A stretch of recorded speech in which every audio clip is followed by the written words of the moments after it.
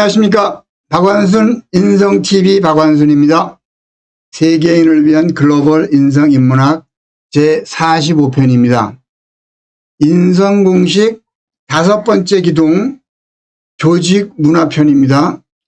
조직의 특성 7가지 중에서 오늘 상호연결이라는 주제로 말씀드리겠습니다. 소제목을 당신의 한 호흡이 세상을 바꾼다입니다. 요 그림에서 보듯이 우리가 흔히 쓰고 있는 한 마리 나비의 날갯짓이 커다란 폭풍우가 된다라고 하는 문장들 많이 들어보셨을 겁니다. 요 내용의 본래 뜻이 무엇인가를 여러분과 함께 공부하겠습니다. 자연 현상 속에서 모든 것이 상호 연결되어 있다라는 현상을 잠깐 한번 살펴보죠. 바람이 불면 우유값이 오른다. 얼핏 상상이 잘 안 되는 문장이에요. 바람이 불었는데 왜 우유값이 오르지? 이렇게 한번 보시죠. 바람이 불잖아요. 그러면 먼지가 일어납니다. 먼지가 풀잎 위에 앉아요. 그러면 풀잎을 따다가 사료로 쓰는데 사료를 먹이려고 하니 먼지가 많으니 그걸 씻어야 돼요. 그리고 풀의 양이 줄어들어요. 그 사료로 만들기 위한 과정에 시간과 경비가 들어간단 말입니다. 사료값이 올라가는 거예요. 사료값이 올라가면 결국은 뭐가 올라갑니까? 우유값이 올라가는 거예요. 바람과 우유값이 전혀 관계가 없는 것 같은데 세상은, 현상은 이렇게 연결이 돼 있어요. 오수부동이라는 자연현상 중에서 아주 상징적인 단어가 있습니다. 이 오수부동의 의미는 5가지의 동물이 서로 움직이지 못한다라는 뜻인데요. 이걸 그림으로 한번 보시면 이게 쥐예요. 쥐인데 굉장히 귀엽죠.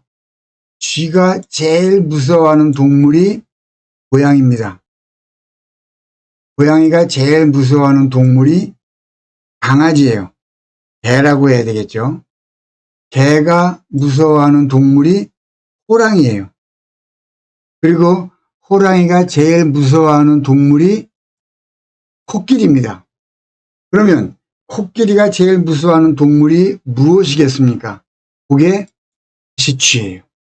그래서 5가지 동물이 서로를 견제하면서 무서워하기 때문에 함부로 쉽게 움직이질 못해요. 한 우리 안에다가 그렇게 서로에게, 그러니까 흔히 얘기하는 천적들을 한 우리 안에 집어넣어 놓으면 서로 경계하느라고 함부로 움직이지 못한다 그래요. 근데 일반적으로 코끼리하고 생쥐하고 싸움이 되겠느냐라고 하면 아주 간단하게 말도 안 된다 말씀하시겠지만 따져보면 이런 연결고리가 있단 말입니다. 이걸 오수부동이라고 얘기를 하고 5가지 동물이 서로 움직이지 못한다. 그것은 코끼리는 쥐를 무서워하지 않는다라는 단편적인 얘기로 강조를 하면서 모두가 각각의 존재가 균형을 잡는 균형 유지자라는 것입니다. 나 개인은 여러분 각자 생각하기에 매우 작은 존재일 수 있으나 내가 존재한다는 것 자체가 어떤 현상의 균형을 유지하는 균형자로서 매우 중요한 가치를 가지고 있다라는 뜻입니다. 자연현상의 상호 연결이 이러한 원칙에 의해서 진행된다. 기억을 해주시고요. 이것이 조직문화에서는 어떻게 상호 연결되는가 한번 보십시다. 문화와 세포 분열, 이거 하나 보시면 세포의 가장 큰 목적은 뭡니까? 세포가 난자, 정자가 만나서 수정이 되었어요. 그러면 수정된 그 순간부터 이 세포가 추구하는 목적은 오로지 하나예요. 2개로 나뉘고 4개로 나뉘고 8개, 16개, 32개로 나뉘어서 자기 같은 종족을 불리는 거예요. 즉 몸집을 늘리는 게 그 세포가 가지는 최종 목적이란 말입니다. 문화가 이와 똑같아요.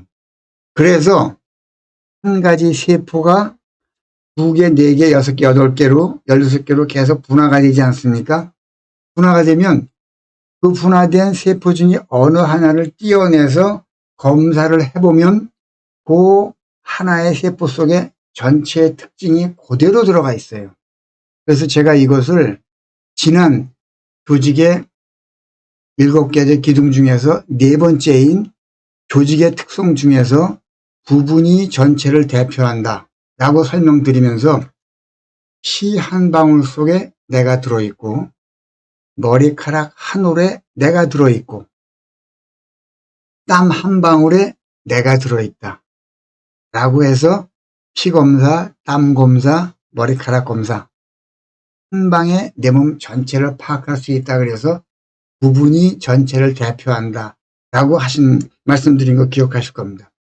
조직 문화가 이와 똑같은 성질을 가지고 있어요. 이것이 문화와 세포가 가지는 공통점이고 모든 조직 문화가 상호 연결되어 있다는 의미입니다. 사람, 법인의 생리가 이와 다르지 않습니다. 법인의 의미를 조직의 특성 시간에 여러 번 강조해서 들으셨어요. 법으로 인정된 사람이다.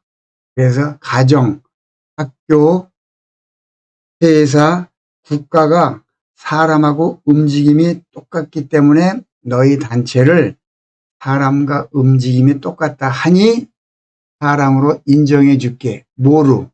법으로. 그래서 법으로 인정된 사람, 법인이라고 말씀드렸고 주민등록번호와 함께 주민세, 법인등록번호와 함께 법인세가 나온다는 말씀 기억하실 겁니다. 이러한 사람과 법인의 움직임이 문화 속에서 어떻게 작동되는가. 조직이 그러하듯이 동일 작동을 계속 반복하는 것이 문화이고 반복하다 보면 잡음이 생겨요. 그래서 반복과 잡음의 연속이 사람 신체 구조이고 문화이다 라고 다시 말씀드립니다. 그래서 우리 집안에, 회사에, 학교에 여러 가지 문제가 있다라고 하는 말은 달리 표현하면 우리 조직은, 학교는, 사회는, 국가는 살아있다라는 뜻이에요. 잡음이 생겨야 그 조직이 살아있음이 확인되는 거거든요. 같은 일을 반복하다 보면 당연히 잡음이 생긴단 말입니다. 그래서 잡음을, 사고를 즐기실 수 있는 사고 체계가 현대인 지성인이라면 자리 잡고 계셔야 되는 거예요. 사람 몸은 신진대사라는 현상을 통해서 반복 잡음의 연속을 계속 실제로 보여주고 있는 겁니다. 신진대사란 말은 섭취, 이화, 동화, 배설, 작용의 반복인데요. 쉽게 예로 한번 들어본다면 음식을 먹어요. 섭취죠. 그러면 이가 음식을 잘게 부수죠. 요거를 이화한다 그래. 들어온 모습하고 다른 모습으로 바꿔주는 거야. 우리 치아가 이화작용을 해. 그래서 그것이 우리 위장으로 들어가서는 위액이 나와서 우리 몸이 소화하기 좋게 피로 바꿀 수 있는 편한 상태로 몸에 동화되기 쉽게 바뀐단 말입니다. 이거를 동화작용이라 그래요. 그리고 나서 소장, 대장을 통해서 양분은 흡수가 되고 필요 없는 것은 배설이 돼버려요. 요 4단계를 신진대사라 그러고 이 작용의 반복이 우리가 살아있다는 것을 증명하는 삶, 생활이라고 표현하는 겁니다. 요걸 생활 현상 속에서 적나라하게 표현을 한다 그러면 쌀을 드시죠? 밥으로. 그럼 나중에 뭐로 배설이 됩니까? 똥이라는 단어. 우리에게 많은 웃음을 제공하는 단어입니다만은 이 쌀과 똥의 관계에서 모든 것이 하나로 연결되어 있다는 것을 이보다 더 적나라하게 표현하는 단어가 없어요. 보시면 이게 쌀미자예요. 쌀미자. 쌀미자인데 쌀미가 쌀이 입으로 들어가죠. 나올 때 똥이 돼서 나오죠. 근데 똥을 한자로 분이라고 하는데 이 분의 글자를 가만히 보면 위가 쌀미자고 밑에 알을 이자가 붙어 있어요. 그러니까 쌀에 다른 모습이 똥인 거야. 그리고 그걸 분이라고 읽어요. 다시 말씀드리면 쌀이 들어가서 분이 돼서 나오는 거예요. 이게 신진대사예요. 이건 무슨 의미예요? 쌀이 곧 분이다 이거예요. 또 하나 예를 들어드리면 물을 마시지 않습니까? 물을 마시면 물 숫자예요. 우리가 오줌으로 나오잖아요. 오줌 뇨자를 보면 물이 들어가서 여기에 물 숫자가 있고 요 위에 있는 게 시체라는 뜻이에요. 시체. 그래서 입으로 들어간 물의 시체가 오줌으로 나오는 거예요. 그러면 물과 오줌은 같은 거에 틀린 거예요. 같은 거라. 그래서 사람, 법인의 생리가 모든 것이 하나로 연결되어 있어요. 하나로. 전혀 다른 거로 인식을 하고 계시죠? 쌀과 분, 미와 분, 물수와 오줌료 같은 거예요. 요거를 같은 물질이다라고 여러분 머릿속에 이미지를 가지고 오늘부터 내 몸에서 배출되는 내가 먹는 물건들을 바라보는 시각을 바꿔보십시오. 전혀 새로운 세계가 여러분 앞에 펼쳐질 것입니다. 이것을 분석하여 보면, 분석한다는 말은 구분해서 해석한다. 그게 분석이에요. 구분해서 해석해 보면 모두가 상호 연결된 하나란 뜻이에요. 이것이 곧 문화의 무서운 특성입니다. 쌀이 미가 똥분이 되고 물수가 오줌료가 되듯이 모두가 상호 연결된 하나이다. 이것을 우리 일상 속에서도 적나라하게 알아볼 수가 있어요. 인생은 탄생과 임종의 왕복순환이다 라는 문장을 먼저 보여드리고, 자, 태어나서 살고 있다, 이걸 삶이라 그러죠. 그럼 돌아가실 때 죽음이라 그러죠. 그런데 아기가 태어날 때 앙 소리를 내죠. 소리를 낸단 말은 숨을 엄마 뱃속에 양수에 들어있을 때는 숨을 들이쉬거나 내쉬는 작동을 한다 손 치더라도 세상에 처음 나오면서 숨을 팍 내쉬는 거예요. 그래서 수영장에 들어가 있다가 머리가 몸 밖으로 나오면 숨을 내쉬고 바로 들이쉬지 않습니까? 숨을 내쉬는 거예요. 그걸 고고지성이라 그래. 그리고 돌아가실 때는 탁 숨을 탁 들이쉰다. 그리고 더 이상 내쉬는 작업 반복하지 않으면 그게 돌아가시는 거예요. 태어나는 걸 탄생이라 그러고 돌아가신 거를 임종이라 그러고, 탄생을 맞이하다, 임종도 맞이하다예요. 그럼 탄생과 임종을 맞이한 주인공은 누굽니까? 나예요, 나. 결국은 내가 주인공인 거예요. 나를 위해서 모든 세상이 존재하는 거예요. 이 말은 꼭 같이 가지고 가시면 좋겠어요. 모든 세상은 나를 위해서 존재하는 거다. 태어날 때 날숨, 비 마실 때 이걸 죽음이 우리를 숨을 들이쉬고 더 이상 내쉬지 않을 때 죽음을 맞이했다라고 얘기를 하고, 이걸 그래서 내쉬는 걸 호흡 그러죠. 들이마시는 걸 흡이라 그러죠. 그래서 인생을 한 호흡의 기간이라고 얘기를 하는 거예요. 삶이란 말은 사르다에서 온 거예요. 사르다. 뭐 에너지를 사르다.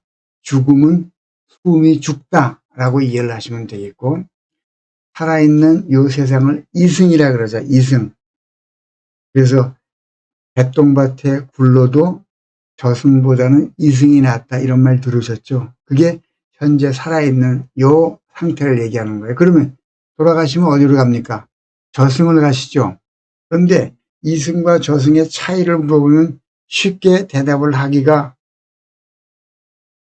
좀 그렇게 용이하지 않아요. 그런데 요 단어로 쓰시면 아주 간편하게 개념이 딱 들어옵니다. 이승을 영어로 this life라 그래요. 이 삶이란 뜻이에요. 그런데 저승은 that life가 아니고 after life라 그래요. life, 삶의 다음이라고. 그러면 this life와 after life의 공통점이 뭡니까? 공통 단어가 life죠. 그래서 공통되는 life, 이게 우리의 삶인 거예요. 살아서는 this life, 죽어서는 after life. 이승과 저승이 하나라는 얘기. 쌀과 똥이 하나고 물과 오줌이 하나이듯이 이승과 저승도 상호 연결되어 있다. 문화의 특성이. 생일날 많은 분들이 생일 케이크를 준비를 하고 촛불을 켜고 불죠. 그런데 생일날 촛불 켜고 저것을 부는 의미가 무엇입니까? 이것을 알고 하시면 보다 큰 가치가 여러분에 다가올 것입니다. 어머니 뱃속에서 깜깜한 데 있었잖아요. 이따가 세상에 태어나면 환해지잖아요. 그래서 세상에 태어났다 그러잖아요.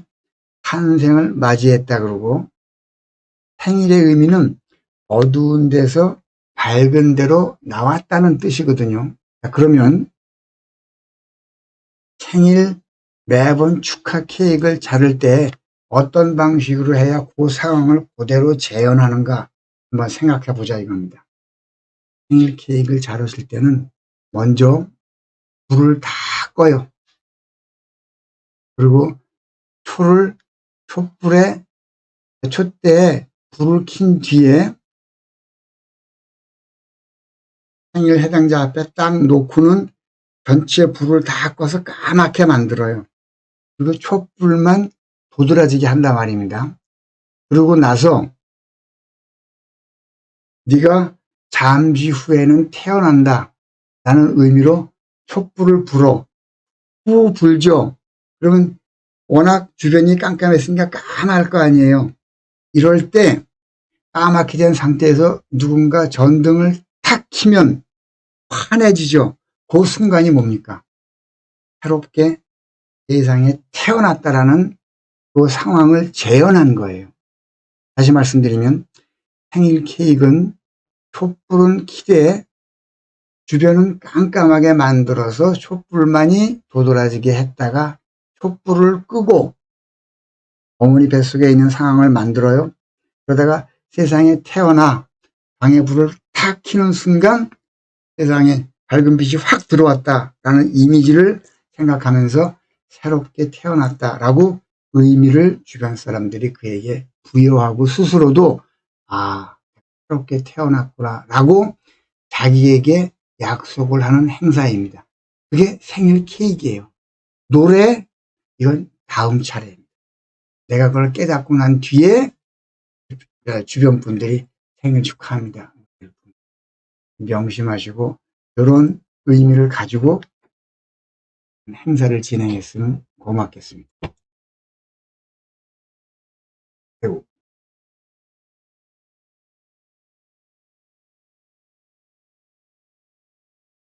생일 촛불의 의미를 잠시 설명드렸습니다. 꼭 한번 시도해 보시길 바랍니다. 나비 속에 죄송합니다. 나비 한 마리의 날갯짓이 폭풍우가 된다 그랬죠. 그러면 사람 속에 나비에 전혀 떨어지지 않는, 어쩌면 나비보다 훨씬 더 폭발력이 강한 잠재력이 숨어 있다는 것을 여러분께 설명을 올리겠습니다. 사람이라는 단어가 그 주인공인데요. 어마무시한 단어입니다. 사랑이란 말의 의미는 미풍이나 아지랑이처럼 사사로운 존재이나 사람이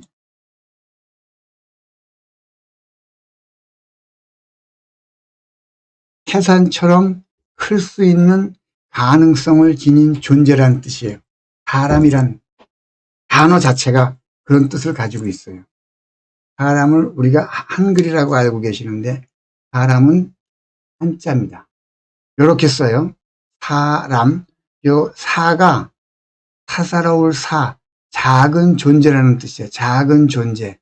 그리고 람은 이게 바람 풍자 위에 매산자가 들어가 있는데요. 이게 아지랑이 람이라는 뜻이에요. 아지랑이 람. 산속에 부는 아지랑이 같이 작은 바람이라는 뜻이에요. 그래서 사람의 의미는 미풍이나 아지랑이처럼 사사로운 존재이나 태산처럼 클 수 있는 가능성을 지닌 존재다. 이게 사람인 거예요. 보람이다, 보람이 있다, 또는 바람이 분다라고 할 때 다 람자가 들어가죠. 그때 람자가 요 아지랑이 람자인 것입니다. 사람 속에 이렇게 어마어마한 가능성을 담은 단어가 들어가요. 이게 여러분의 위대함입니다. 나비가 폭풍우를 만든다고요? 사람은 폭풍우의 수천 수만 배 되는 능력을 만들어낼 가능성을 지닌 존재입니다. 문화, 상호, 연결, 증명하는 단어를 하나 여러분께 설명드리면서 모든 문화가 연결되어 있다는 걸 증명해 보이겠습니다. 분만실을 영어로 뭐라고 합니까? 딜리버리 서비스룸이라 그래요. 서비스룸. 그리고 학교를 에듀케이션 서비스 받는 곳이다. 에듀케이션 서비스. 예배를 드린다. 채플 서비스. 군대에 갔다. 밀리터리 서비스라 그래요. 여러분 고속도로 가시다 보면 휴게소 많이 있잖아요. 유심히 보십시오. 거기 큰 글씨로 뭐라고 쓰여 있나? 서비스 에어리아라고 써 있어요. 주민센터에 가셔도 오늘 이후로는 유심히 보셔야 돼. 커뮤니티 서비스 센터라고 되어 있어요. 서비스 센터. 돌아가셨어요. 태어난 아이가 돌아가셨어요. 장례식 영어로 뭐라고 합니까? 퓨너럴 서비스라 그래요. 가만히 보십시오. 분만실서부터 돌아가시는 장례식까지 어느 단어에도 꼭 들어가는 감초 같은 문장이 있죠. 단어가 있죠. 뭡니까 다? 서비스예요. 서비스. 인생 자체가, 생활 자체가 서비스인 거예요. 외국어가 우리 생활에 들어와서 우리말화된 것을 외래어라고 그러지 않습니까? 외래어. 외래어 서비스라는 단어가 모든 문화가 연결되어 있다는 것을 증명하는 매우 상징적인 단어인 것입니다. 단어 하나 속에 그런 뜻이 다 들어가 있는 거예요. 문화는 서비스라는 줄로 연결된 사회 현상이다. 서비스라는 큰 줄이 있는데 거기에 다 걸려 있는 거예요. 분만실, 학교, 예배, 군대, 휴게실, 주민센터, 장례식 주렁주렁 달려 있는 거예요. 아기 태어났을 때 고추, 그리고 숯, 하얀 천을 달았던 그 금줄처럼 이게 문화의 위대함입니다. 외국어가 우리말이 되었다 그랬죠. 외래어라 그래요. 외래어의 변신을 시켜준 외국어를 우리말화 시킨 외래어로 만들어진 그 변신 주역은 서비스입니다. 서비스. 다시 말씀드리면 문화가 상호 연결되어 있다는 것을 증명하는 대표 단어 하나를 꼽아라. 답은 서비스입니다. 모든 문화는 연결되어 있습니다. 제45편 결론입니다. 바람과 우유값의 관계, 생활 속 서비스가 제공했던 많은 단어들, 신체의 신진대사, 섭취, 이화, 동화, 해서에서 보듯이 나와 주변 환경은 명칭과 기능, 형태만 다를 뿐 하나의 사슬로 엮인 공동 운명체이다. 내 크기가 작든 크든 관계없이 오수부동이라는 단어로 누군가에게 공포와 누군가에게는 즐거움을 주는 균형자 역할을 한다. 이걸 달리 표현하면 내 주변 환경은, 지구는, 우주는 나를 중심으로 돌아간다 라는 뜻입니다. 공동 운명체의 대문을 여는 비밀번호는 문화다. 상호 연결되어 있으므로. 그리고 창조, 문화 창조의 가마솥, 이 문화를 창조하는 기본이 되는 가장 큰 가마솥이